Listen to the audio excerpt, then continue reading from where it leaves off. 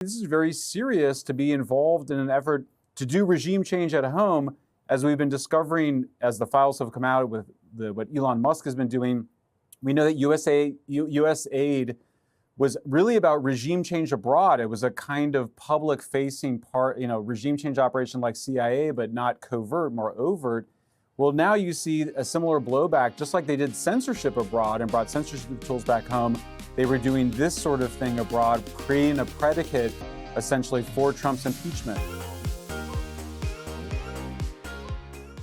Now, as we know, USAID has basically turned into like a slush fund where people in the American government, unelected people who have just been appointed, and usually you don't even know their names, are able to control billions and billions and billions of dollars and act like George Soros, throwing that money around to whatever cause they think is going to advance the left-wing woke ideals around the world, right? And they don't even have to, act like George Soros with Soros money. It's your money. So that makes it cleaner and more righteous, right? And we're learning about some of the ridiculous, awful, disgusting, unpatriotic, un-American things that they've done with that money.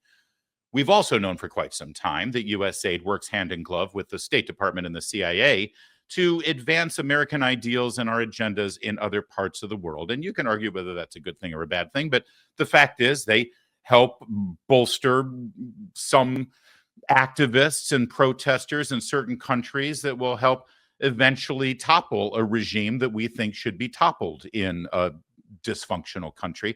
And that's probably a good thing because America does stuff like that, and usually it works out okay.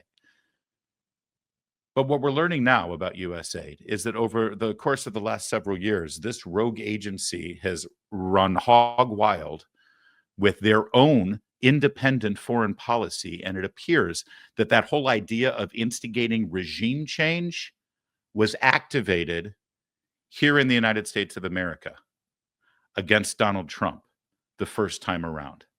Journalist Michael Shellenberger has uncovered this, and on Jesse Waters last night, he gave a brief overview of this blockbuster story.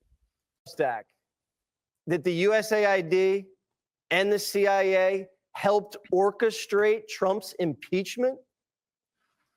Yeah, I mean, Jesse, it's a crazy story. I mean, you might forget that, the House of Representatives impeached President Trump in December of 2019.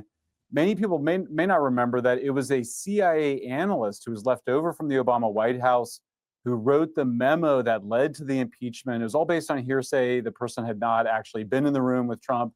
Nonetheless, this memo that he wrote relied heavily on a report done by an organization funded by USAID. In fact, its initial founding funding, I mean, now it's tens of millions of dollars, had gone into this group called the Organized Crime and Corruption Reporting Project, a name that's not very memorable, OCCRP, but it was basically created as an extension of the State Department and then of USAID.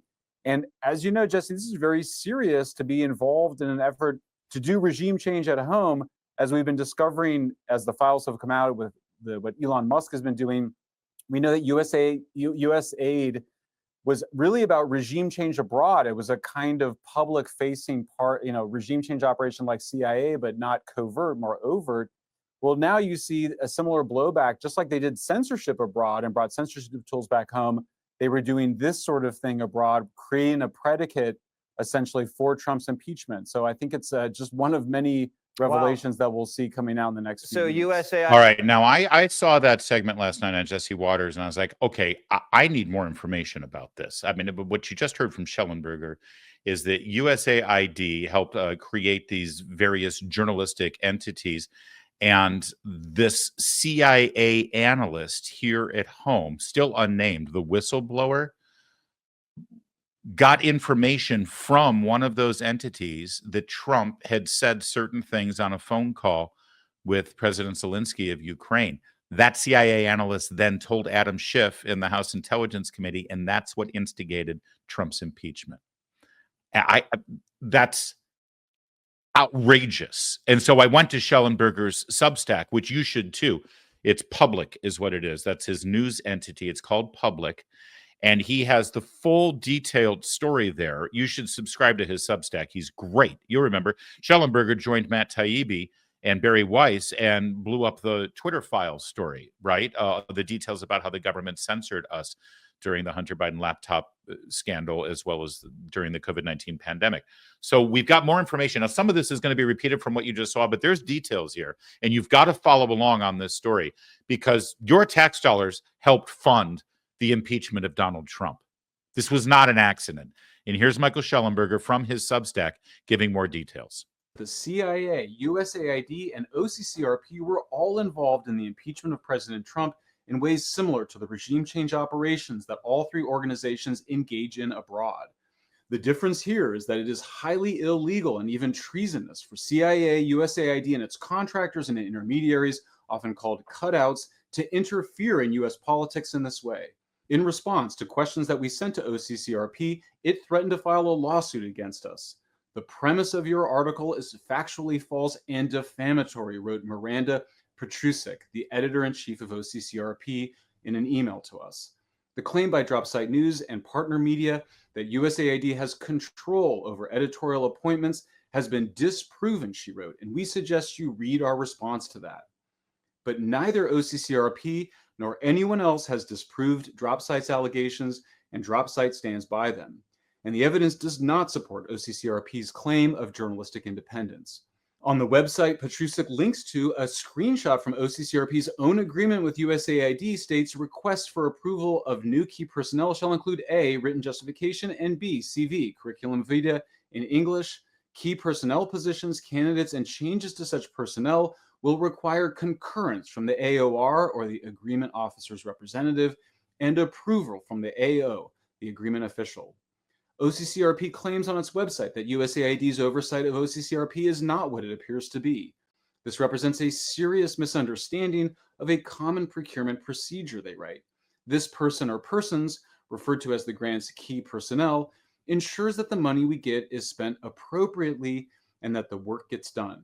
This is not an editorial role, but a logistical one. But there is nothing in that agreement that suggests that USAID's approval of OCCRP's work plan and its senior staff are somehow unimportant to the editorial content produced by OCCRP. Indeed, USAID's Shannon McGuire emphasizes in the NDR documentary that USAID controls OCCRP through what is known as a substantial involvement clause. There's a substantial involvement clause in a cooperative agreement. So specifically for this cooperative agreement with OCCRP, it's things like reviewing and approving an annual work plan. There's key personnel. Sullivan confirmed this. Under cooperative agreements, which we don't like to take, that they have, a say on who the people are. But they can veto somebody. Petrusik told Public, I am the editor-in-chief of OCCRP and was appointed during a USAID grant, but my CV was never sent to USAID and no approval was sought or received. All right, I just need to jump in here in case you're getting lost because there's a lot here, all right? And I want to help you understand it and break it down for you. OCCRP is this journalistic endeavor that was created and is funded by USAID, and they write articles and they try to, instigate sort of rabble rousing in foreign countries and regime change kind of stuff. It's funded by USAID, and what he was just breaking down here is how USAID has veto power and decision-making power over who gets hired. They ask for the resume of these people, the CV.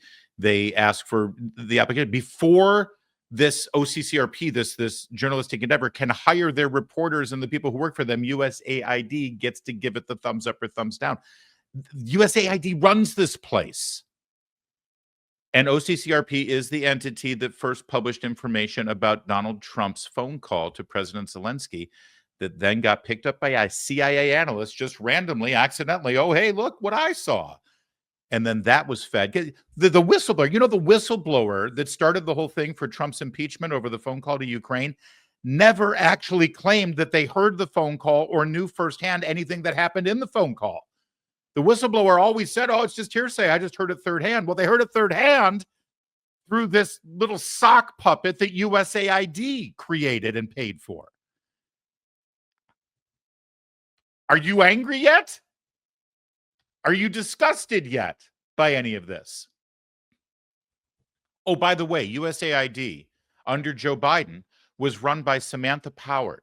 Samantha Power was Barack Obama's ambassador to the UN during her time there. She justified the overthrow of Libya, and she championed the Arab Spring and the Muslim Brotherhood. Look how great that all worked out.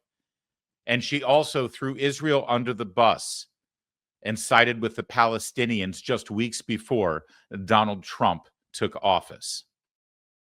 That was Samantha Power at USAID. Listen, there's more to this video and there's more to this story. Go to Shellenberger's Substack, and you'll be informed and educated. It's great reporting and great journalism by him. I wonder if anyone in D.C. is interested in looking that up. Politico, you going to pick up this story? Oh, no, that's right. You're taking millions of dollars from the federal government, too. I don't see how you're any different. Did they approve who you hired over at Politico? Was that part of the deal for all the money? Michael Benz is a former CIA guy. He's been screaming at the rooftops about USAID. He used to observe all of it from the inside, and he had a story to tell on Newsmax last night. That's because USAID is one of the most disturbing organizations in the entire federal government. It may rank number one, in fact.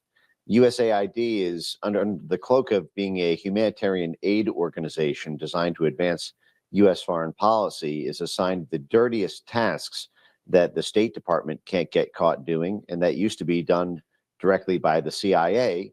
But USAID is able to act as essentially a covert operations division in the way that the CIA used to, except it's not even bound by the requirement of a presidential finding to authorize a covert operation that the CIA does, which is why what you've seen for the past 2 decades is that most of the international scandals involving spycraft have had to deal with USAID rather than CIA. And if you understand the CIA's history with money laundering, you'll begin to get a glimpse at the size of the problem with USAID and why they won't let either congressional oversight or DOJ see their books. That's why they're screaming. That's why they're so upset. That's why they're so freaked out that Elon Musk has started to pull on this thread on the behest of Donald Trump, by the way. I'm not going to play that game where it's Musk. No, this is President Trump doing this. It's because he won the election. It's one of the reasons why he won the election, because we want to know all of this stuff and we want it to end yesterday. And we're just starting to learn how bad it really is. Share this video, will you, with your friends who are pushing back on this and saying, oh my gosh, you're upsetting humanitarian aid in Africa and children are going to die from malaria because USAID isn't there to write checks for them. That was all a front. Sure, I'm sure they had some very fine humanitarian efforts through that agency. And trust me, those humanitarian efforts will continue through other agencies. But this was a rogue group of people with a slush fund with they literally had no accountability. You know how I know? Because right now, this administration is looking to have some accountability and have some oversight, and look how they're behaving. Look at the freak out that's happening. How dare you ask who we're giving money to? How dare you ask who authorized this? How dare you ask us to justify where we're sending taxpayer dollars? Well, no wonder they don't want any of this looked at. Look what they've been doing. Have you seen the news from economists? They're forecasting a depression, not a recession, a depression by the year 2030, well, unless something's done. See, we've got this perfect storm of Social Security and Medicare hitting a breaking point on the budget because the largest generation is hitting retirement. And then you've got a smaller workforce, meaning a smaller tax base to fund those programs. And then you got growing national debt, rising cost of living. It's a big problem. So I know you want the government to do something, but what are you doing personally to take control and protect your family for the future? Have you thought about gold? Well, gold can be a safe haven in hard economic times, and Birch Gold makes it easy to diversify a portion of your savings into physical gold. Birch Gold, they're the experts. They're going to help you transition an existing IRA or 401k into an IRA in physical gold, and it doesn't cost you a penny out of pocket. I want you to protect your future today. Text my name, Larry, L-A-R-R-Y, to 989898. Get your free info kit on gold and get a copy of the Ultimate Guide for Gold in the Trump Era with a foreword by Donald Trump Jr. There's no obligation, only information. Text my name, Larry, to 989898. Do it today.